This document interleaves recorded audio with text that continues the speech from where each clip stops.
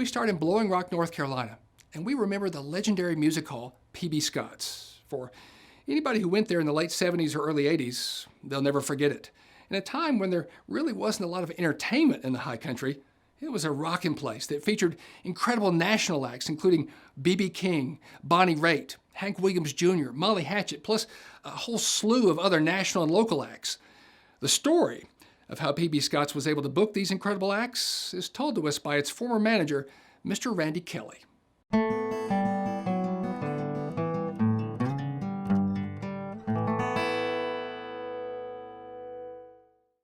Up here, remember this was a time before VCRs, before internet. People actually listened to the radio as much as they did TV, if not more, because we had no cable in those days. Therefore, you had bad reception up here. People were they're turning their antennas outside, trying to get Charlotte, Winston-Salem, or Spartanburg, South Carolina, trying to get 1 or 2 or 3 stations semi-clear if you didn't live on top of a mountain. So people actually listened to the radio and went out.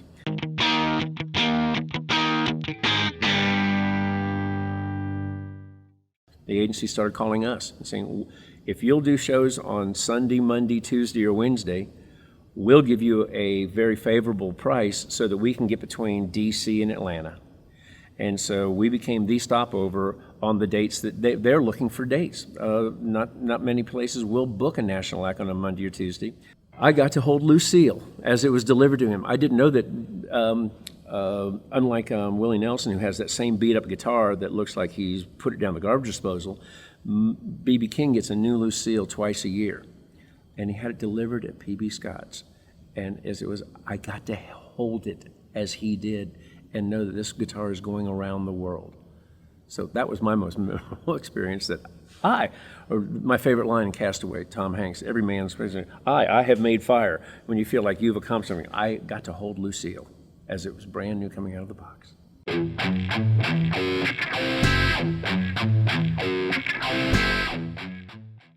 An icon at PB Scots. We all were very sad when he passed on. He would come with his wife. He was getting so old that he had to have a neck brace on, and he could barely move. He couldn't turn his head around, but it was almost like he had an on and off switch. When he got on stage, the magic and his fiddle, you could almost see the heat coming off it. He just played so fast and so beautifully that it seemed like it was going to catch on fire. And he had a very hot band with him, the Papa John Creech band. He just was one of the personal favorites, and we did tremendously well whenever he came because everybody felt like it was totally interactive, that he loved being there.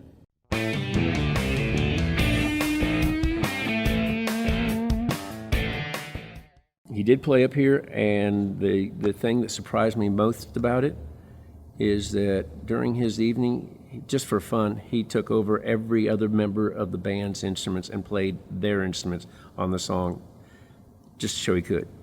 He'd hand his guitar off to the guy back on lead, and then he'd go back and play something else. He played the keyboards, and then he went back and played on the drums, and he amazed me. I'd heard the rumors, oh, he'll fall off the stage, he'll have too much to drink, and he went out there and burned it up.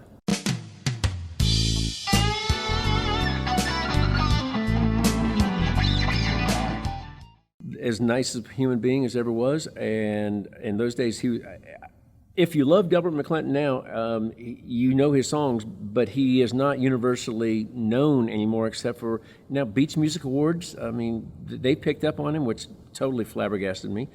But back at that time, in the early 80s, everybody had his albums. He was extremely popular at the club level everywhere he went. And full houses everywhere, and again, us too. I mean, you say Delbert McClinton coming, it's going to be a party.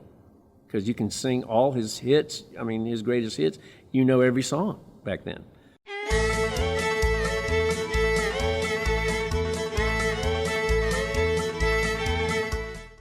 Ricky Skaggs came the first time with Buck White and the Whites. Ricky was dating Buck White's daughter, who then became his wife, and he was in the band with Buck White, and who was famous at that time, just like Earl Scruggs, one of the top bluegrass bands like Del McCoury in the country. So Ricky Skaggs came as a member, just a thin little kid, with them, and then as he branched off on his own, we brought him back one other time.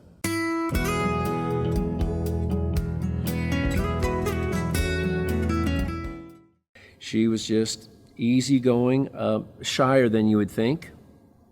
She's an introvert, and she has handlers that keep her on the bus, and she came out, did her sound check, goes back on the bus, does her show, and goes out, because she's not a, hey, how are you doing type person. She was, a lot of people are like that, especially female vocalists are like that. They want to do the show, and they want to do the songs, but they're not Dolly Parton. They're not out there, hi y'all.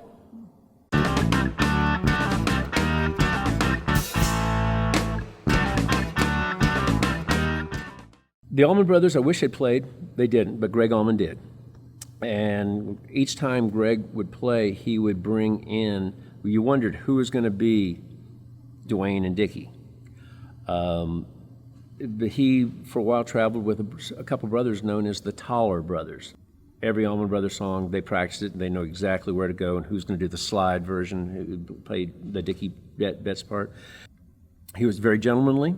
On his game, I know that he had some drug issues at a later time, but when he played for us, he was totally on the money, on time, and his show was perfect.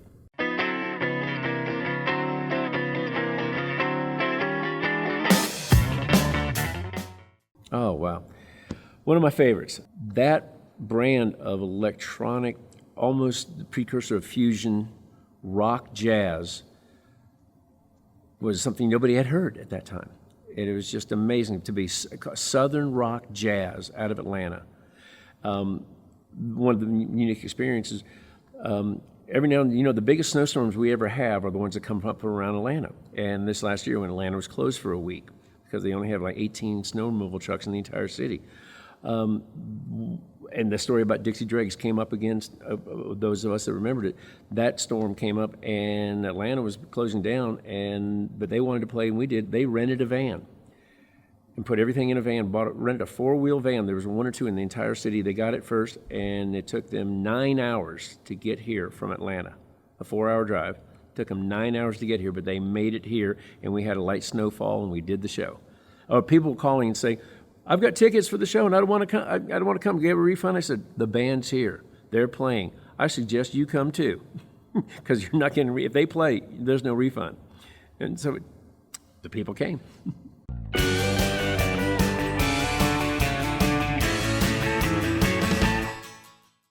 David Allan Coe, he plays through the pain. He's one of those ones who can, like Delbert McClinton in those days, not now. Delbert McClinton can party all day and still get up there at night, and like Waylon Jennings, he knows what he's doing enough that he could fall off a stage and still keep time and come back on and do a fine song.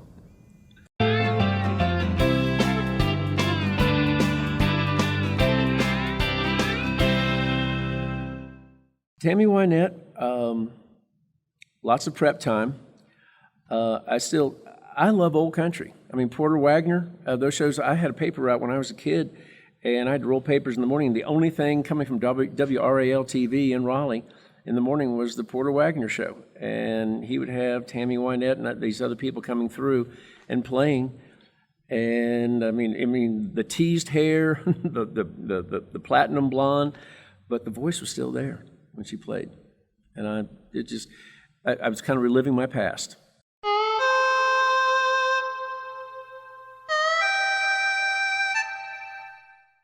Harry Chapin, a hero of mine, very articulate, very demanding. From the stage, he would, if it got a little noisy, people were having too many conversations, he would actually stop the show and say, "People, you paid money to come in. I'm not saying you had to, but you did, and you chose to see this. Can you not let the other people that pay money kind of at least enjoy the show if they want to?" And everybody, all the other people just applauded. I see he was a perfectionist, but why not? And he deserved it.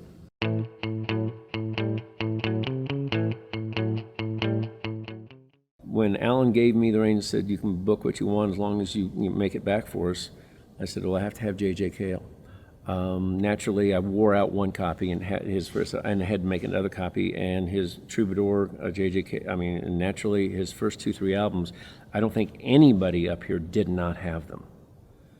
And then you made a copy of it for your car, and you had your album at your house, and you had your cassette in your car.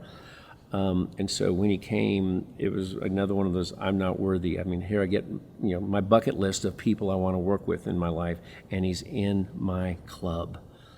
And he didn't bring Christine Lakeland, who's been with him ever since, and even on these last album, the tribute that Eric Clapton just did, The Breeze, the tribute that he and John Mayer and everybody just did to JJ Cale.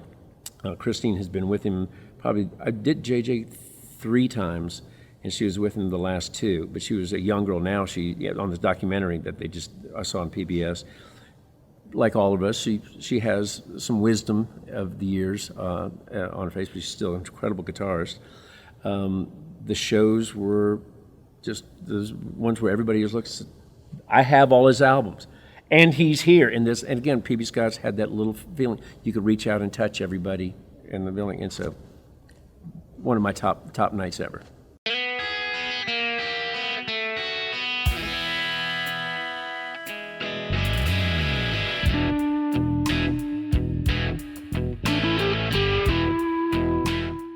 The biggest night of the year, we don't do Mardi Gras up here, and New Year's Eve is not that big because so many of our local people have gone home to the bigger cities where they're from, because this has always been a pioneer area, except for Appalachian State, and now there are more chains, but in those days we didn't have that many chain restaurants or anything else. It was people moved up to Boone to start their own life, small business. But Halloween was the most famous night of the year, and a lot of ASU students would take a particular interest in designing their costume and spend a month on it. We have a line out the door across the parking lot, 1 in, 1 out, if they weren't in on time, because they couldn't let in 700 people.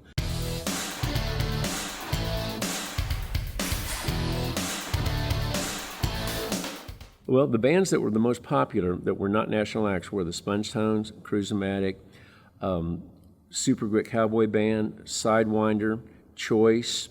Those were the favorite bands that people would count on coming.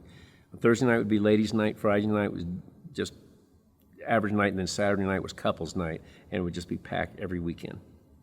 It beat all the odds that in a small town like Blowing Rock, you could build a geodesic dome that became a beacon for people for live music, and the fact that we did it in a time before everybody had the Betamaxes and the VCRs, and we had cable and computers. For that time, we became the outlet, and thank God for so that people now listen to music, but they listen to their earphones. Most people over 30 don't go to concerts anymore. They did then, and everybody said, hey, things are a little bit different up here, and we're lucky to have a club like PB Scots that brings national entertainment to a small town. And see, Hickory, Lenore, Wilkesboro, Johnson City, they were all coming to us because they didn't have a club like it. It's hard to believe the amazing run that PB Scots experienced. Only opened a relatively short time, but very symbolic of a time and place. It made a big impression in the high country. It's still felt today.